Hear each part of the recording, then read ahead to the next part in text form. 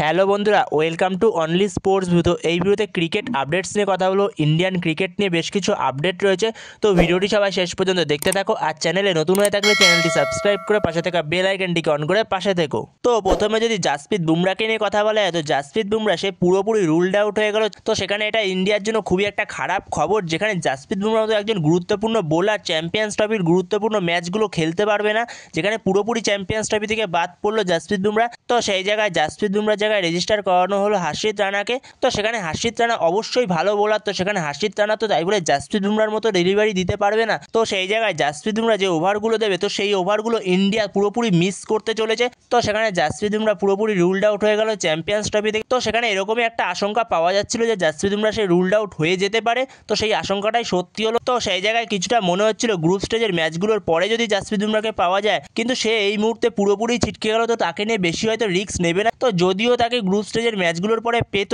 তাও তাকে নিয়ে রিস্ক নিতে চাইছে না। তো সেই জায়গায় হার্ষিত রানার জন্য এটা খুবই বড় একটা সুযোগ রয়েছে হার্ষিত রানাকে নিজেকে প্রমাণ করার জন্য। তো সেই জায়গায় হার্ষিত রানা সে জাসপ্রীত বুমরার জায়গায় আসলো, সে কতটা চান্স পাবে তো সেই নিয়েও সংশয় রয়েছে। তো সেই জায়গায় দেখা যাক জাসপ্রীত বুমরার জায়গায় আদৌ চান্স পায় কিনা হার্ষিত রানা। তো সেই জায়গায় জাসপ্রীত বুমরার জায়গাটায় মোহাম্মদ শামি নয় আরদীপ সিং কেউ একজন স্টার্ট করবে। তো সেখানে দেখা যাক হার্ষিত রানা চান্স পায় কিনা। হার্ষিত রানা তো স্কোয়াডে রয়েছে।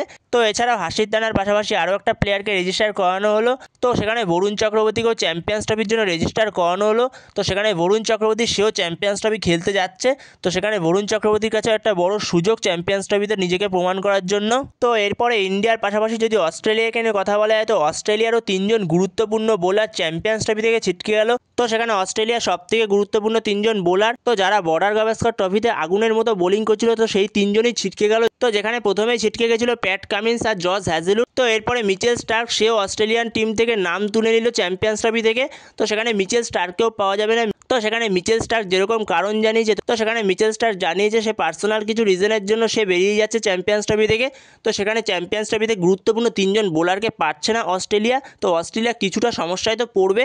তো সেখানে অস্ট্রেলিয়া হয়তো সমস্যায় কিছুটা পড়বে, কিন্তু সমস্যায় পড়লেও সেটা হয়তো ম্যানেজ করে নেবে অস্ট্রেলিয়া। তো সেখানে অস্ট্রেলিয়ার হয়তো এই জায়গায় স্পেন্সার জনসনকে ইউজ করবে এবার। তো সেখানে কলকাতা নাইট রাইডার্সের জন্য এটা খুবই ভালো একটা খবর, যেখানে স্পেন্সার জনসন খেলবে, তো তাকে একটু দেখে নিতে পারবে চ্যাম্পিয়ন্স ট্রফিতে আইপিএল এর আগে। তো সেখানে স্পেন্সার জনসন সে কতটা ভালো বোলিং করে আইপিএল এর আগে চ্যাম্পিয়ন্স ট্রফিতে, সেটাও দেখে নেবে কেকেআর ম্যানেজমেন্ট। তো সেখানে অস্ট্রেলিয়ার জন্য একটা খারাপ খবর যে অস্ট্রেলিয়ার তিনজন গুরুত্বপূর্ণ বোলার থাকছে না চ্যাম্পিয়ন্স ট্রফিতে।